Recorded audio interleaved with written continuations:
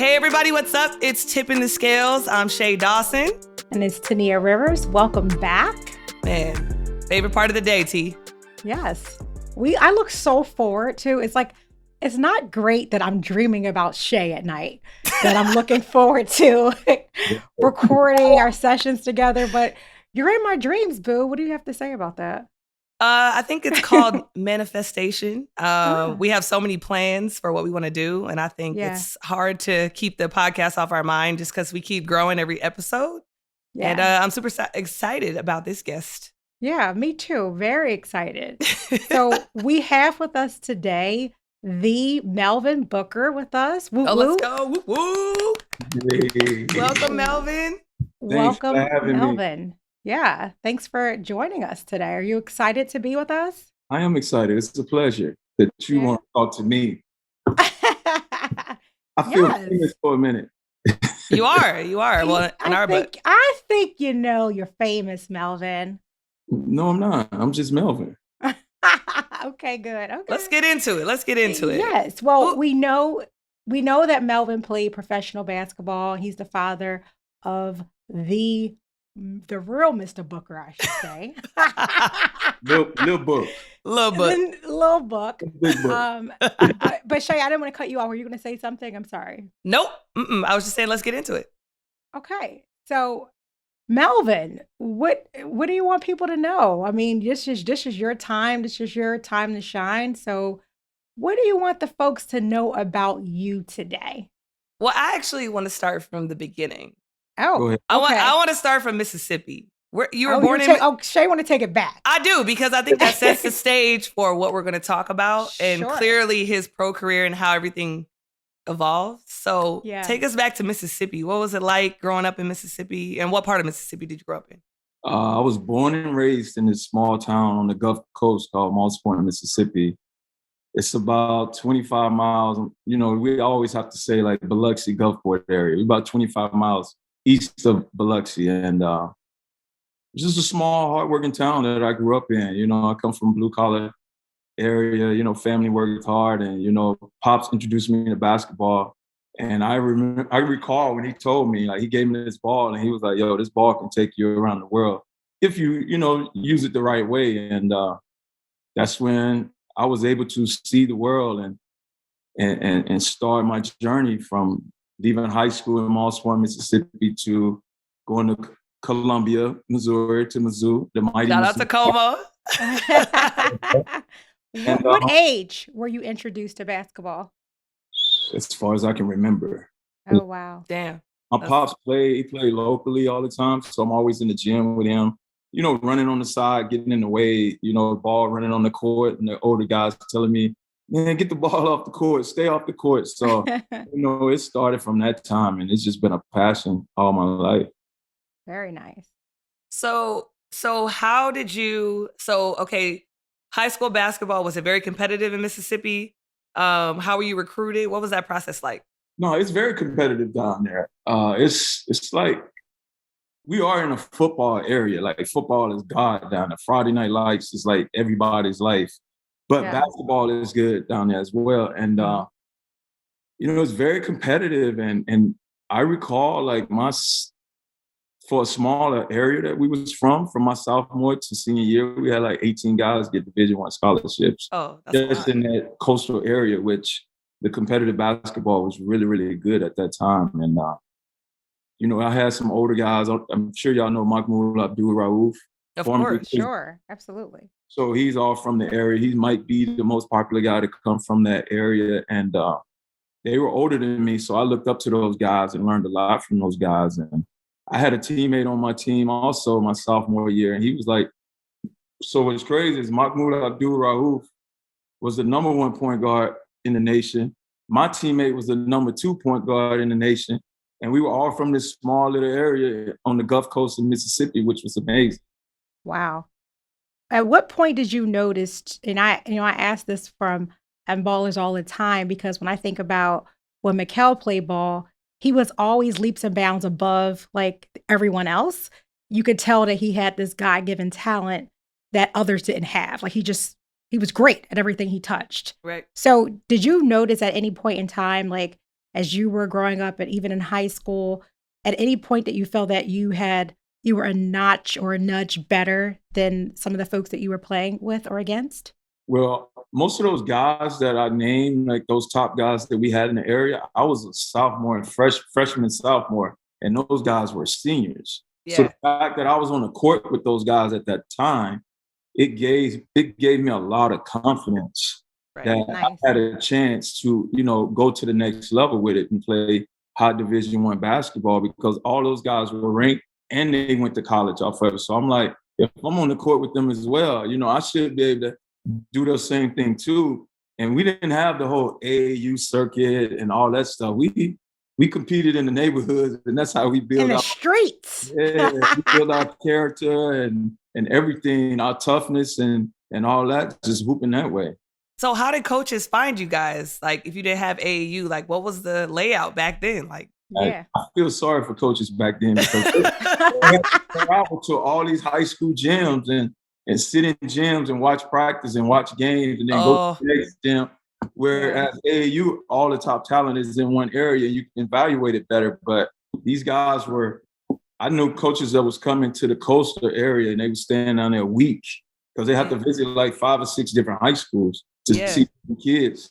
And that was the beauty of it. That was the grind of it. Wow. The real OGs. Exactly. I'm telling my age right now.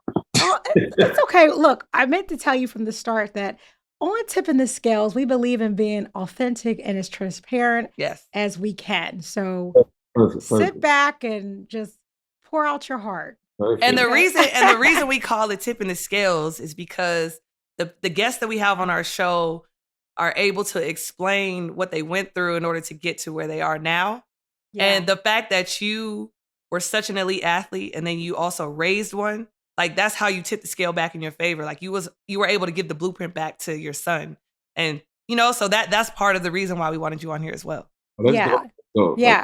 We want to use this as a platform to help and motivate others. And because sometimes when you're in the grind or you're going through, like, I would say this tough time, it's hard to be able to see past your own situation and circumstance. So we try to use this as a platform to motivate people, let them know that, hey guys, whatever you desire, wherever you have these goals to achieve, it's possible. So you are a testament that it is very much possible. Thank you. Yeah. So at what point did you say, okay, you're in high school, how do you determine what's next? Like, walk us through, for your journey from high school to playing professional basketball. Well, using the game of basketball, I wanted to get away from the coastal area just to see the world, like just to see something different. And I had a lot of schools recruit me in the area in the South, but I took my visit to Missouri, and at the time they was the #1 team in the nation. Oh, wow.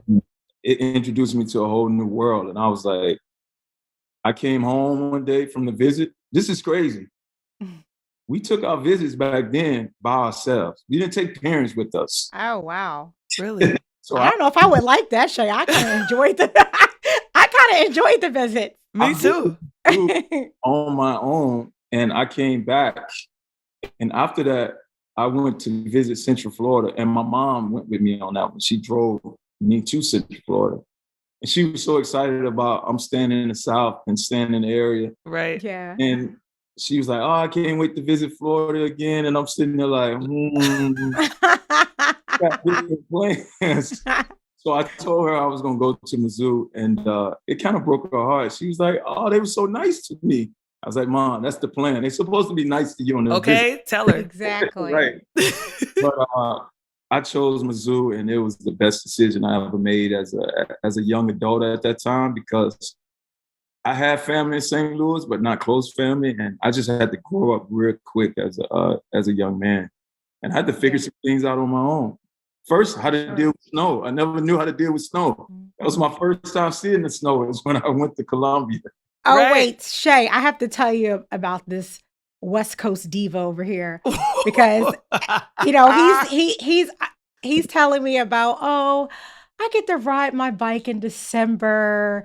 It's such beautiful weather here because he knows I'm on the East Coast. So I think anything below, I give him 65, 70 degrees. I don't He even talking think, about his cold. I don't even think he can handle it. Windows are open now. Windows are open right now. Look at him. Look at him. It's crazy. I just left Pheonix too, and it was amazing there. Really? Oh my God. Yeah. Unbelievable, especially this time of year. Okay. Hint. I hear you. Okay, wait. So we gotta go back. So you are Big 8 Player of the Year, correct? My senior year. You guys went 14-0. Yep. Conference championship. Yep. And then what happened in the NCAA tournament? Like, take me from there. We had made a good run, like going undefeated in the conference. Because you averaged like 18, I think they said. Yeah. Did, and we made a good run, and I think the NCAA kind of did us dirty a little bit. Really? I felt like we should have had like the first time we're hearing that. Talk about it. I felt like we should have had the number 1 seed in the Midwest. Mm-hmm. They give us the number 1 seed in the West. Yeah. They give Arizona the number 2 seed in the West. Who's coaching in Arizona? Ludos was coaching Arizona then. All right. And you so we get to the Elite 8, and we playing Arizona and California.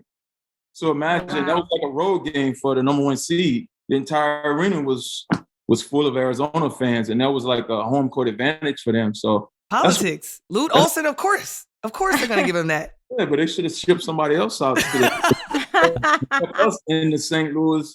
I think it was St. Louis was a region at that time. We should have been in the Midwest. That's crazy. But it was a great run. I mean, we had an unbelievable run that senior year, and I had brothers, man. We still cool, and I established some relationships with them guys, man. It was unbelievable. My 4 years of college was some of my best moments in my life. So I would be curious too, and I think this will be helpful for our listeners, is talk about how hard that transition was from high school to college, because you have a lot of hoopers who want to play at the collegiate level, and it's not easy. I know for Mikal, he had to redshirt his first year, and it was, don't even get me started on that. I think it was harder for me than it was for him. You're talking about today's basketball, right? Because but for you. So just the mindset. It's difficult for us because, like I said, we didn't have AAU. Right. So some of these guys I'm hearing about, it's the top guys, I'm seeing them for the first time on the college level. Like Kenny Hardaway was a number 1 point guard in my class. And the first time I get to play against him was when I hit college. Oh. Whereas these kids today, they play against these kids at 10, 11, 12, and they take it all the way to college. So they're familiar with each other. Right. They actually are friends already by the time they get to college, and they texting each other and following each other on social media. So during my time, it was difficult, but it wasn't like we had old school coaches at that time that didn't play freshmen. Like you had to go and earn your stripes. Gotta earn it. In order to get on the court. Jay Wright's the same way. You gotta earn your spot on the floor for sure. Oh, I was fortunate enough that a point guard slot was open, and I was competing with other freshmen that I was able to beat out and start as a freshman.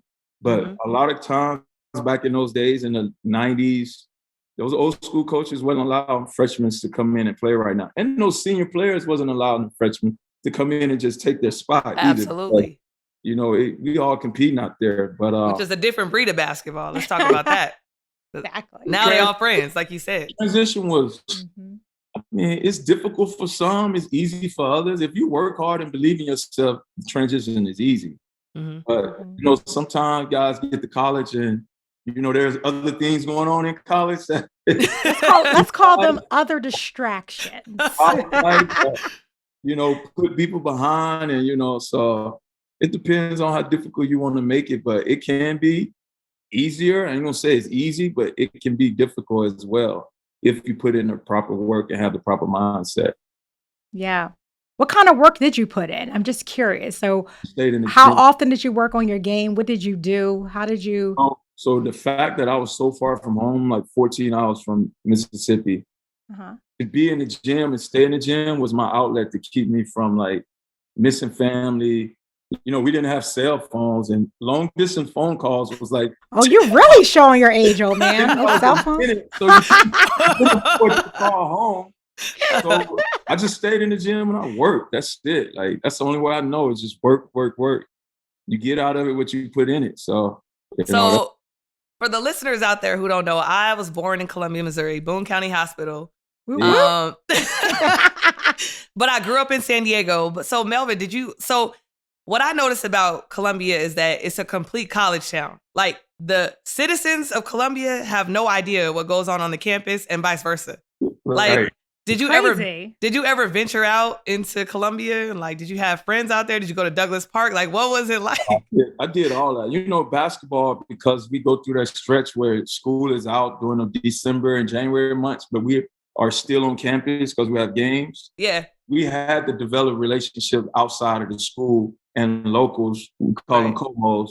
So I had friends that hung out in Douglas Park and did this thing. But we had to establish those relationships because we were there during those months when, the schools closed. So that is amazing. Columbia is a great city. It's a great college town. That takes me back. Yeah, it definitely is a good college town. I love it. My grandpa played saxophone in Douglas Park and at Twin Lakes or whatever a lot. So it's just crazy to because I hear a lot about stars that come from Mizzou, and my fiance also coached there last year with Konzo. So just understanding all of the great Black men that come from there, I don't think we talk about it enough. So that's super awesome. Shout out to you for sure. Yeah, for sure. It was fun. Third home, Homo.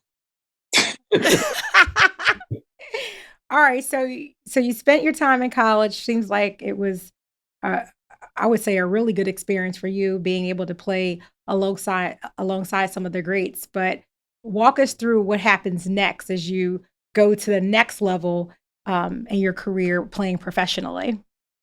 Well, let's go back to Missouri. So June 29th, 1994. 1944. 1994 was one of I could say it's one of my worst days ever. Oh, no. After putting in all that work and becoming second team All-American, player of the year in my conference, I go undrafted.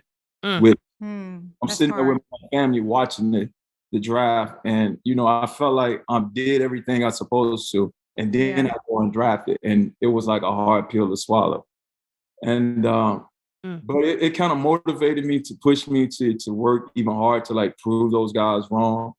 And immediately, I went to camps and got cut. You hear those same stories. We like you, but we're gonna check on you. We're gonna go another route. But so I went to the CBA, which is the G League now. Right. It was the CBA back then, and I played in that, and I just played my way through the CBA to get to the league. And once I made it to the league, I got that gratification that at least I can show myself that I can get to the highest level.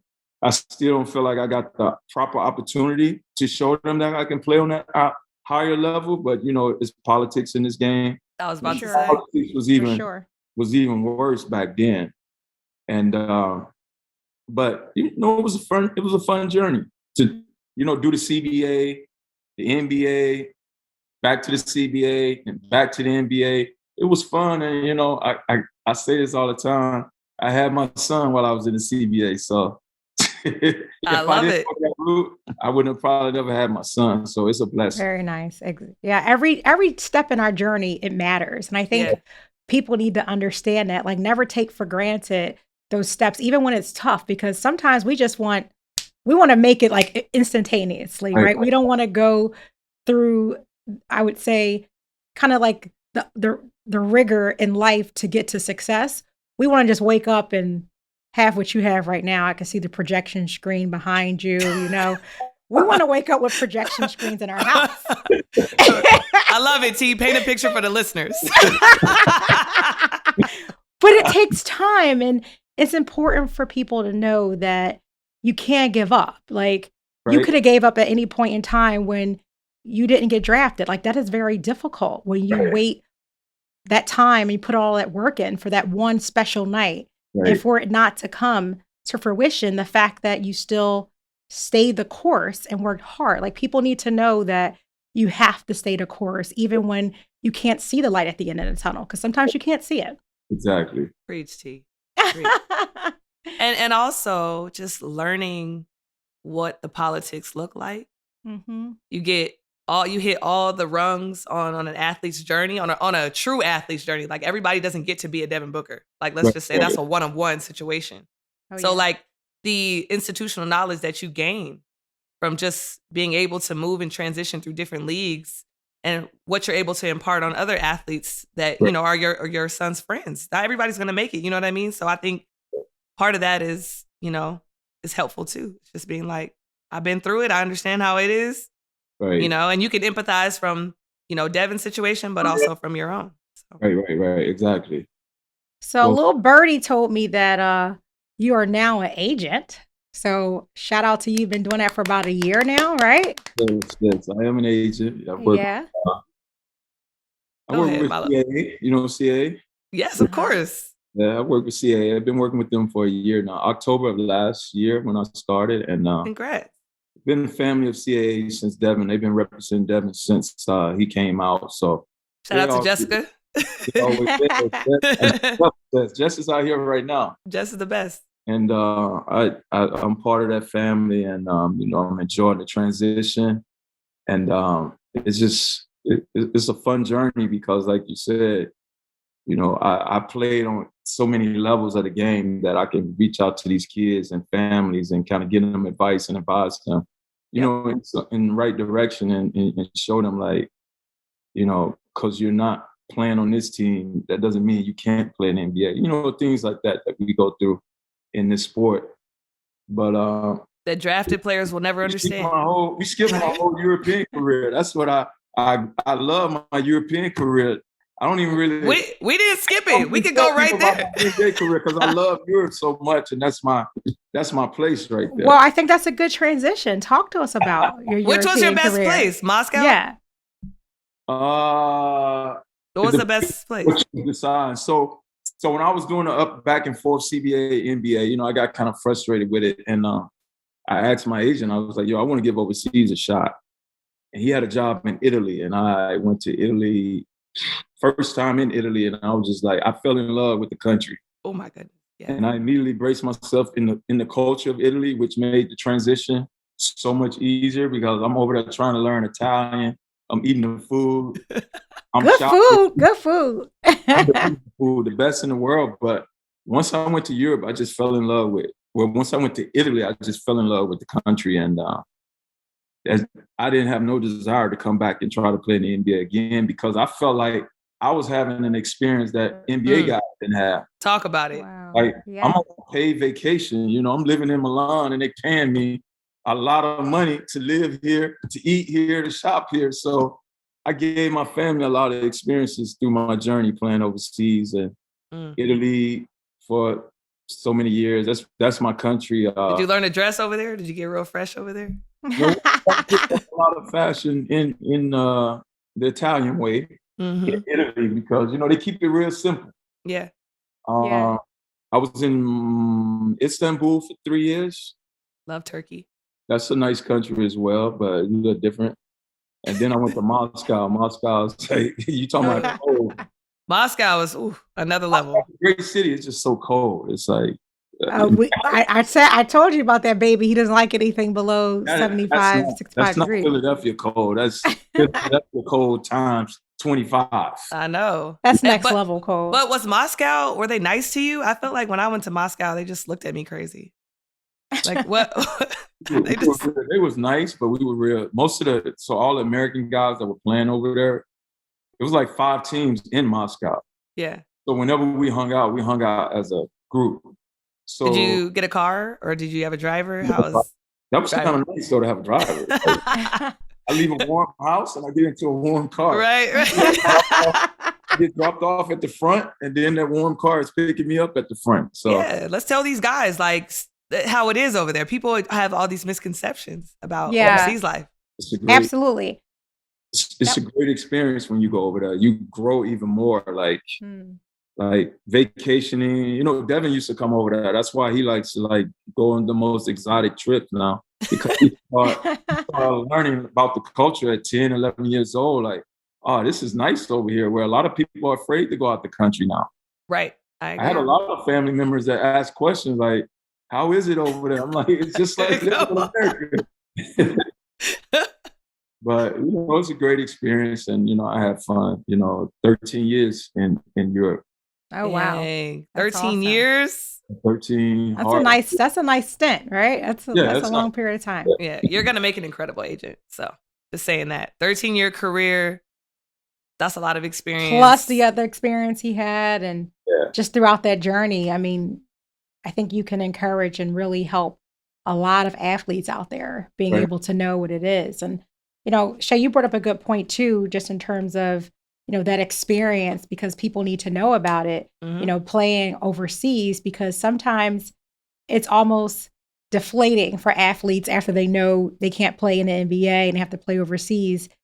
They need to know that it's still an amazing opportunity that everyone can't do. Yeah, Instagram when I was playing overseas, I would have made overseas look better than the NBA. That's the problem, is we haven't been able to show what it's like, right? Exactly. Right. I didn't get to show it. Like, I have, you know what's crazy? I just record my journeys in different places I go. I have them on cassette tape though. Like, you too? The little miniature tape. Yeah. Pop it in the side. Around everywhere I went. Oh, we're going to have to see that one day. I know. I hope we have something we can plug it into. That's going to be the challenge. Shay's going to come visit in January. So I'm coming in January. Yeah. In January? Okay. Yeah. I'm going to drag her to Pheonix with me. Yeah. So I'm really excited. So you guys get to meet during that time, and maybe we can have some sessions with looking at some of those cassette tapes if we can find something to play it on. Exactly. That'll be hilarious. So, I think I mentioned to you, we had Rick Brunson on, who is hilarious. He was on last week and we had a really good time with him. And, he was speaking to the point of how he looked at everything he did wrong and poured everything into Jalen, all the mistakes he made, all the struggles that he experienced. He wanted to make sure that he got ahead of that for Jalen. But how did you start to prepare Devin? I mean, because he's amazing. And I think all of us know that he's just something special, and I'm just so happy that my son gets to play with a leader like him and get to learn from him and play on a court with him. It's amazing. But how did you get Devin ready for at the level that he's playing today, which is crazy? How did you play a part in that? Like, what did you do? Tell us. I call him Devin Cooker. That's what I call him. I like that. Somebody else sitting there like the Cooker. Like, I'm changing his name to Devin Cooker. But I used to, like I said, when I was going overseas, it was 10 months a year, the season over there. So I go over there for 10 and come back for 2. And Devin was with me every summer. Every summer he was with me. And he just always been like better than a lot of kids his age. Mm-hmm.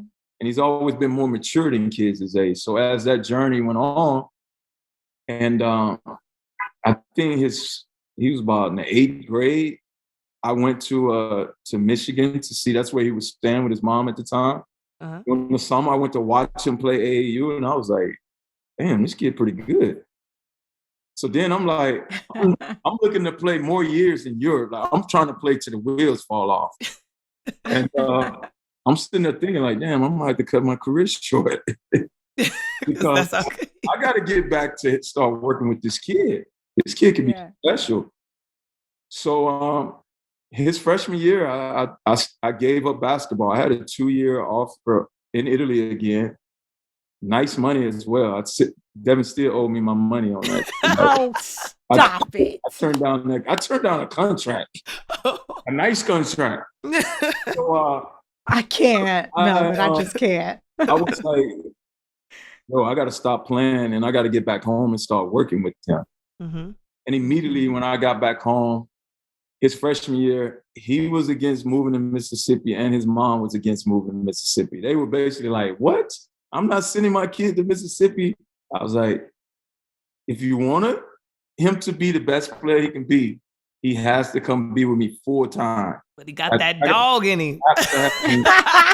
Exactly. I have to get my hands on him. I got to start training his mental and his on the court stuff as well. And his sophomore year of high school, that's when he moved to Mississippi full time, went to school.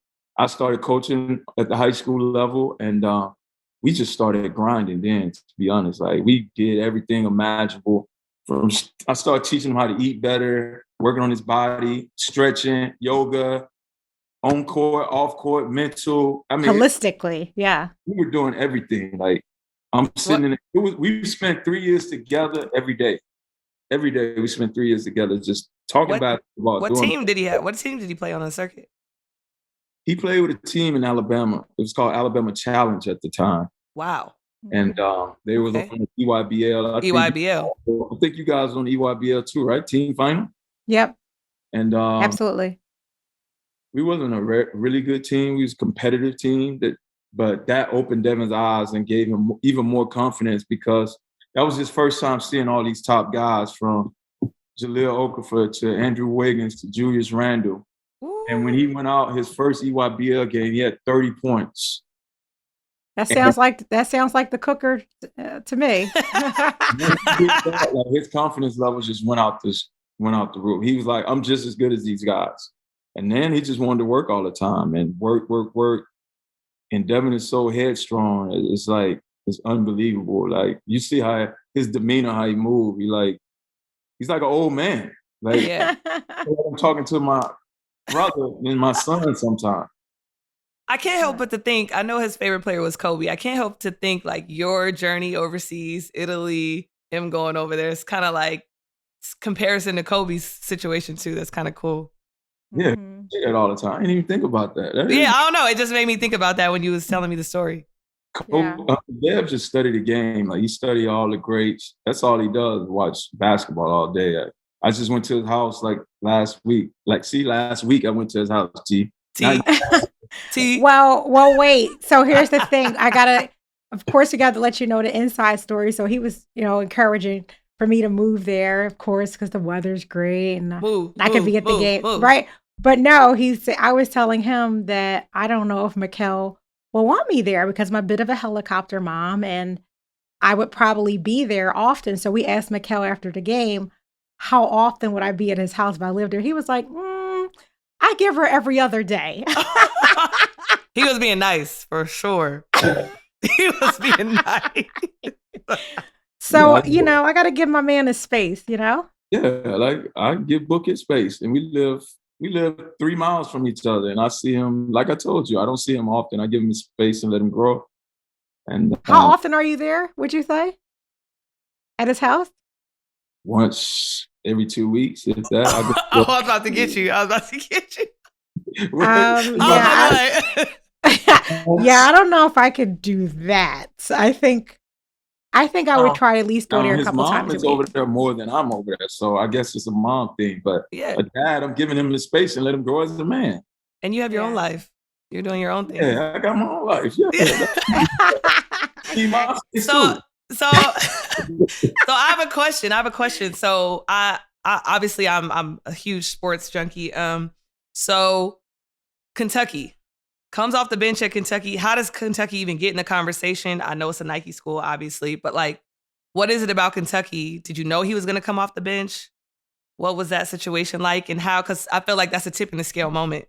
Well, when Devin first hit the circuit, like, I tell people this all the time, he didn't have a number by his name, which a ranking that these guys love to have a number by their name. Yeah. So in the beginning, there was no Kentucky even involved in his recruitment. But as he started playing well on the circuit, then Kentucky started recruiting him. And immediately he was like, at that time, Kentucky was the one and done school that all the guys were going. And Devin was like excited about the offer. And he was like, immediately like, yo, I'm going to Kentucky. I was like, hold on. Like, hold on. Weigh the pros and the cons and all those things. And so when we committed there, they had the Harrison twins at the time. They had a nice group that had just went to the Final Four. Mm-hmm. But we thought all these guys was going to leave and go to the NBA. Mm-hmm. They all decided to come back. Okay. So now we like, whoa. we thought we was about to go here and like get busy.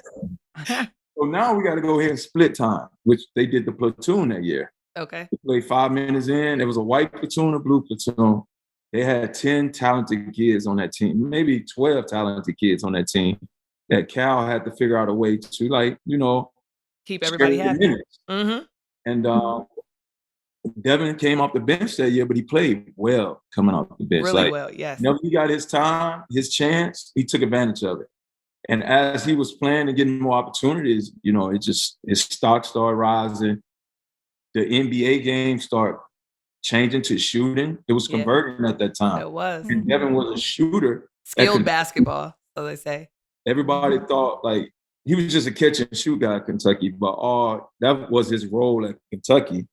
But he had so much more in his bag that he couldn't show. And I use this story because they have so much. They had so many talented players on that team. So every time I would go up for practice, it'd be 10 to 15 scouts just watching practice. Wow. So they was measuring those guys up against each other more so than the game because Cal had to split time and they was all playing 15 to 20 minutes a game. So all the scouts just go and watch practice. And when I go watch, I was impressed with how they played that year. And Devin, like, he built his confidence. I mean, it's always, each level has always been that he would go in, you know, kind of nervous. And once he played and he realized I'm one of these guys, he just take it from there. He just take it to the next level and he just go to that highest level that he can go. And, you know, he came off the bench, played well in Kentucky, and then we went 13th in the draft. That's so cold. That is so cold to come off the bench. Obviously, it was a team full of pros in college. And mind blown. I'm sure. Mind blown for sure. Yeah. Look, I have to give you a shout out because oftentimes, especially in our society as Black men, you don't get the credit that you deserve. And, you know, oftentimes it's a picture painted that the fathers aren't involved. So shout out to you. Shout out to all the fathers that have played a very important part in their children's lives to help raise them as women and strong Black men right now today. So shout out to you. Shout out to Rick, who was here last week. Thank you. Because you know, I was a single mom, so it's nothing to take away from moms because we are amazing in our own right. And you know, the struggle was real with me being a single mom raising my son on my own. But I do have a great respect for the men who were involved in their sons' lives and, you know, really helping propel them to where they are today. So thank you. See, I could be nice, you know? No, literally. Who wants tissues? I do have them. No, that was beautiful, T, for real though. Like black dads don't get enough credit. Like there are a lot of great Black dads out there. So there are a lot of greats. Right? Yeah. And we have to make sure that we recognize them and applaud them. Because we got to show society that, guess what? It does exist and you guys need to know about that. And I did it from distance. That made it tough. Like, it was a tough time to, like, have an influence on Devin's life, only seeing him 2 months out the year and trying to make it work. But I got to commend his mom. She did a great job of keeping our relationship going. And because it's hard to call an 8-year-old and try to have a conversation with him on the phone. Like, they don't want to stay on the phone. They want to talk and be like, how was school? It's good. How was practice? Good. All right, Dad, I'm gone.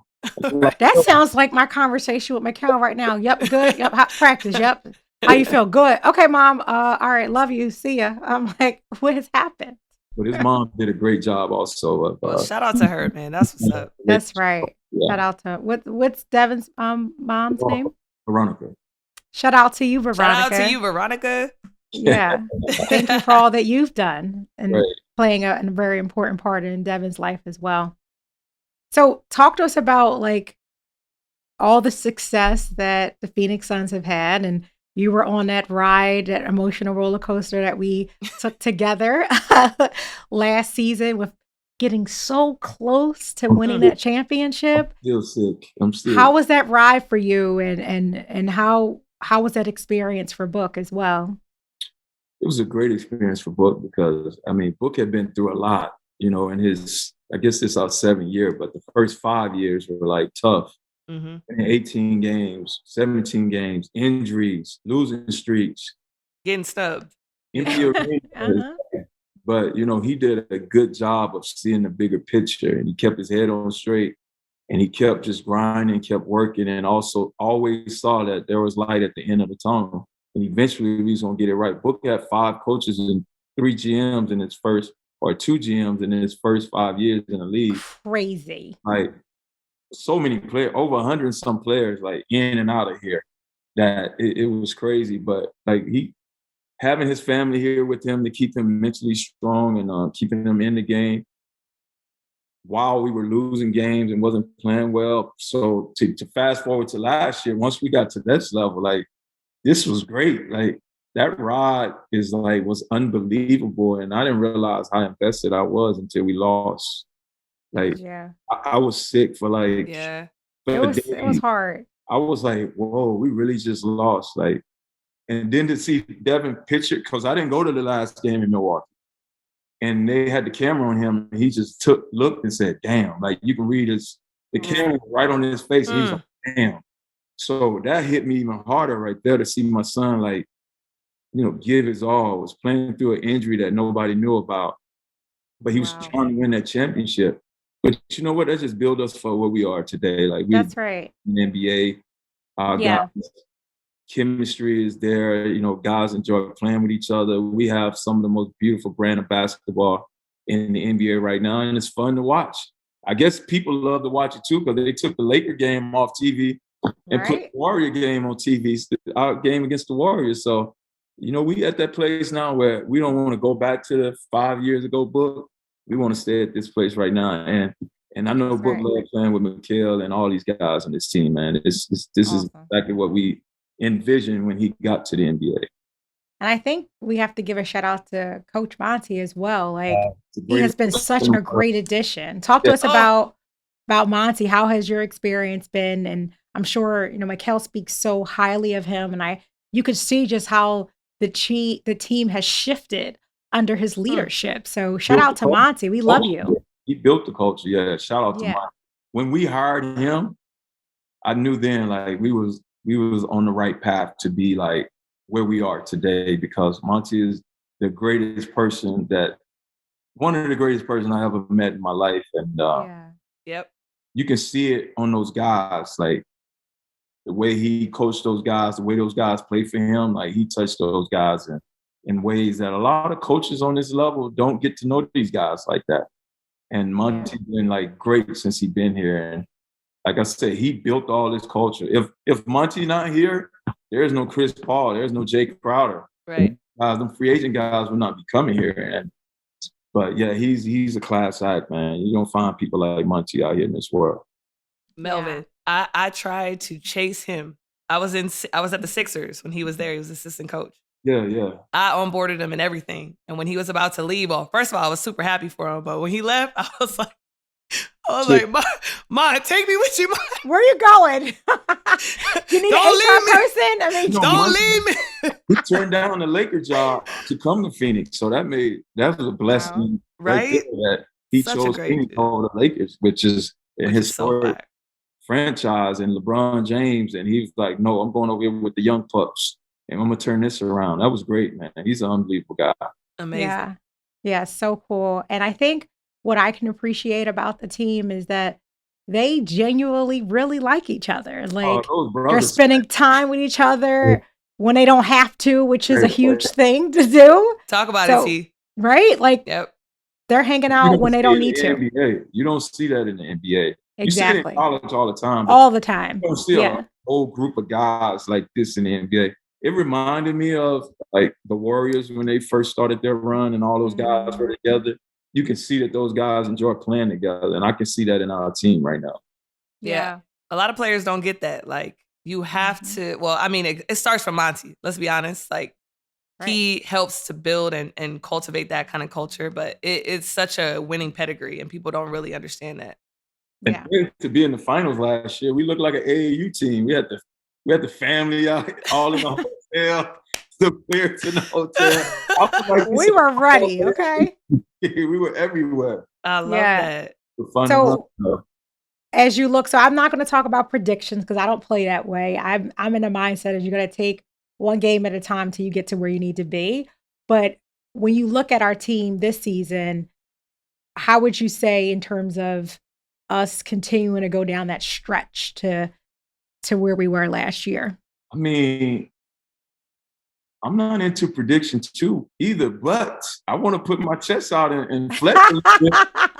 We're a good damn team. Like, we're a really good team. I don't see many teams in the league that match up well against us and our chemistry, the leadership from Chris, Devin and Jay, Monty.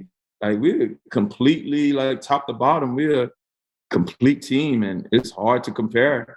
Hard to have teams like that in the NBA. The key is we have to stay healthy. We got to get Book back healthy. We got to remain healthy, and I like our chances. Like, I love watching us play. I watch a lot of basketball, college, NBA. But like I told you earlier, ball is life over here, and it's hard to watch some of these teams. But our team, I enjoy watching our team. If I didn't have a son on there, I would be a fan of Pheonix just to watch. Do you are you on the road games too? As well? I go to some games. It depends on the city. Okay. New York, Miami. LA, all the nice weather type cities. I need to come to Philly. I don't know when we play Philly, but I'm trying to see a game in every arena. I haven't been to Philly yet. Philly is You need to come to where I'm at. So I'm in Maryland most of the time. I have a spot outside of Philly, but because of my job, I'm in Maryland. So won't you come down to when they play DC? I think February 8th, maybe. I know it's February. I think. Okay, I see you knowing the schedule. I usually go to DC. I haven't been since COVID, but that was one place that I always went every year. You definitely have to go to Philly, though. Yeah, for sure. I got to go. And I promise to get you gloves, a scarf, a hat, foot warmers. All right, I'll come to DC. I'll come to Philly too, because Dev played well. Every time he go to Philly, he puts on a show. That's because Joel probably talks so much shit. He's like, I got something. I'll show you something, boy. That's something to do with it. He puts on a show when he go to Philly. And Philly fans are the best just because, like, they always gonna bring the energy, whether they booing you or whatever. Like, they coming with it. So Philly fans feel it when you go into the on the road too. Like that's what gets them going even more when he on the road. But I'm a circle Philly and DC. Love it. I didn't know you was in DC. I thought you was in Philly the whole time. Yeah, no, I'm real close. I'm in Maryland, which is hop, skip, and a jump. What is Maryland? What is Maryland? Maryland. What is Maryland? What accent is that? Maryland. It's fun. I do miss Philly all the time, and I'm normally traveling back and forth and try to get there on the weekends. But Philly is where I grew up, so that's where where my home is at. So try to get there. Philly raised me too. Come get some of them crab cakes out there in DC. Man. Well, that's where you have to come to Maryland to get the best. DC has good crab legs? Best crab cakes, period, in Maryland. Best seafood in Maryland. So I didn't know that. Best seafood. You were here. We didn't even get any crab cakes when you were here. Gulf Coast, but the best crab cakes are in your area. Didn't know that. Sure. Oh yeah, best crab cakes, hands down. Yeah. So Melvin, give us some advice, some words of wisdom. Are you a deep thinker? Like, what do you think about every day when you wake up? Like, you're an agent now. What's your intention? Like, I just want to know your yeah. I live by this motto called keep it simple. I just keep it simple. Every decision I make, I try to make the most simplest decision. I don't try to make it more difficult than what it is. I still hoop 4 times a week. What? Let's go. I did not know that. Yeah, I still hoop 4 times a week. And that's like my getaway from, life for a minute. Like, I go in there, play Self-care. for like an hour and a half, 2 hours. I'm not even thinking about nothing but winning this game that I'm on the court. Can you still hang with the younger guys? Or are you playing with like 50 and 60-year-olds like you? Or are you playing with the younger guys? I'm the oldest guy that's playing. So that's what it is. Okay, I respect it. Early 30s, early 40s, some 20s, some come in there every time. But okay, he's trying to show Shay. I still got it. You hear? Some 20s, some 20s. Down the court a little bit. That's how I stay in shape, though. It's also my cardio. It helps my mental. Yeah. And so, you know, that's like that's my baby. It's been my life. Yeah. Do you watch TV? Are you a YouTuber? You see what's on my TV back there. I see basketball. I read somewhere that black men watch YouTube, so I was just wondering. You know, the crazy thing is once COVID hit. Yeah. The crazy thing, once COVID hit and there were no sports going on, I was able to catch up with everybody in their Netflix series that everybody used to talk about. All I did was watch all the Netflix series that everybody had been asking me. Do you watch this? Do you watch that? What were your favorite ones? Ooh, or favorite one? Oh, All American was good. Oh, that was good. I didn't watch the most recent season, but it was good. Yeah, it was good. You was good. I haven't watched the third one yet, but it was good. That gave me too much anxiety. Oh, I loved it. I did watch this season. Very creepy, very too creepy. Just bizarre, but good. Narcos. Narcos is fire. Mizzou is supposed to be Mizzou. Ozark. Yep. Watching everything. Okay, I see where you at now. Man in LA on Hulu. God, the movie. No. You know what I'm talking about? I was gonna say BMF. That's based out of LA, but it's in the 80s and the 90s. Oh, it's about cocaine. Yeah, with the black kid. Yeah. What's the name? Snow? Is it Snow? No. Oh, Snowfall. There we go. Yeah, that was really good. What's the kid's name? What's his name on the show? I don't remember. But it's good. But he's from like the UK. But I never knew he was from the UK because he don't have an accent in the show. Yeah, he's a great actor. He has an accent. What is his name? But you know, that's all I did. But I watch sports most of the time. You know, ball is like I learn also from the game, watching it as well. So, well, do you like? So you watched which is creepy, crazy. But I just started watching. I took it way back from the beginning. I just started watching Dexter about the serial killer, but he only kills bad people. I keep telling people, be easy on him. It's not like he's killing people who kill other people. No, T. Thou shalt not kill. God didn't say you can go kill my people. That's true, but it does make for good entertainment. I heard it was good. It's very good. So I'm up to season 5. I think there are 8 seasons under the old Dexter, and I think a new Dexter was introduced this year, so I can't wait to see. That gave me an insight into you too. You watch Dexter. You justifying killings? No.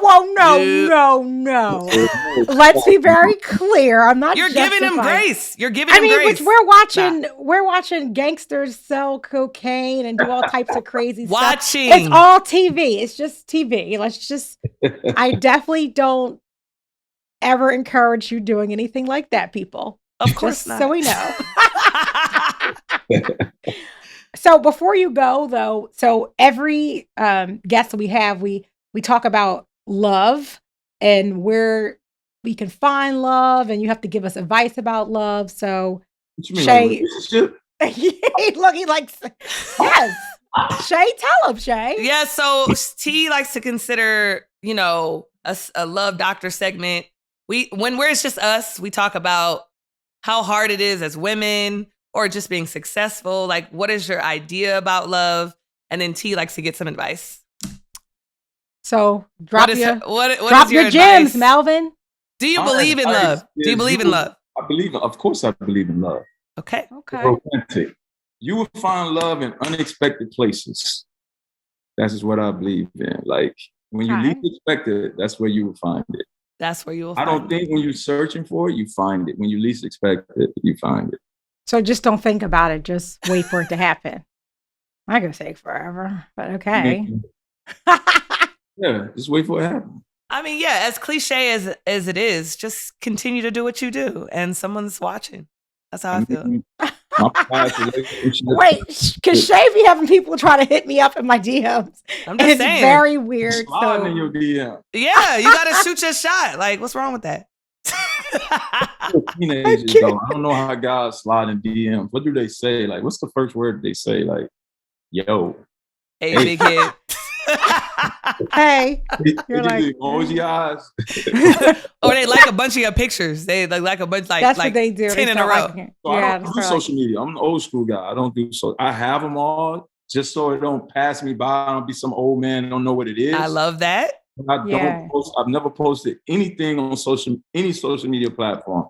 Facebook. So I'm in like social media training right now with Shay, because I agree with you, Mel. So before Tipping the Scales was rolled out and introduced to the world, the only thing I did was LinkedIn, because I'm a HR professional. So that's how I recruit talent and talk about culture. And I've always used that platform, but Facebook, no. Instagram, Shay is like my Instagram tutor, because now it's important for me to understand social media, because we have to interact with our listeners, and social media is the best way to be able to do that. So I'm in like social media training, and it is difficult for me. Shay's like, come on, T. No, that's not the right catch. You have a lot to give to the world. You have a lot of HR experience. You have a lot of experience as a mother. You are also a sports junkie too. People want to know your takes on how, I just think you have a lot to give. So, and I'm sure Melvin does too, but I understand. I don't ever have the desire to do it. So. I understand. But I can tell that people get a lot from you just being in person. So, right. You probably get a picture with somebody or something, and that'll be, you don't even know it exists on the internet. You just trying to tag me, and they be like, "What's social media?" Don't have one. Hashtag Melvin Booker. There it is. Well, this has been fun, and we definitely thank you for taking the time to spend with us today. I think it's nice for our listeners to see you on another level, because sometimes what we expect folks to be is you never know truly who you really are outside of us Googling you and learning who you are. So we appreciate you being here. Thanks for having me. It's been a lot of fun. I was wondering, I didn't know what to expect, and it's been a lot of fun. I could have went another hour, but I love that. Thanks, Melvin. That means we have to bring you back, Melvin. What are we going to talk about? I think we should talk about, once your agent career. Okay, that's a good one right there. As it progresses, I'd love to hear, That's a great, I like that. A father of an NBA player and now transitioning, and, I think that's a good story. I'm still I agree. That game, so, I got some great guys that I work with at CA. They take me under their wings and kind of show me this side of it. I know the basketball side of it, but the business side is totally different. So. Mm-hmm. Yeah. It's all about who you know, and you already know that you got that on lock. So just keep going. Those connections mean everything. Yeah, for sure. I mean, it's important. It's a combination of what you know and who you know. We all know that. But look, I think it's special because a lot of people, they aspire to be agents, and they want to know how to get there. So definitely looking forward to that episode. It'll be fun. Okay. Thanks. Yep. And make sure you guys continue to listen on wherever you get your podcasts. We appreciate you. Thank you for tuning in. Like, comment, subscribe, follow us on Instagram, and leave us a review and let us know how Melvin did. Love you guys. Appreciate you. Right, see you next week, guys. Thank you.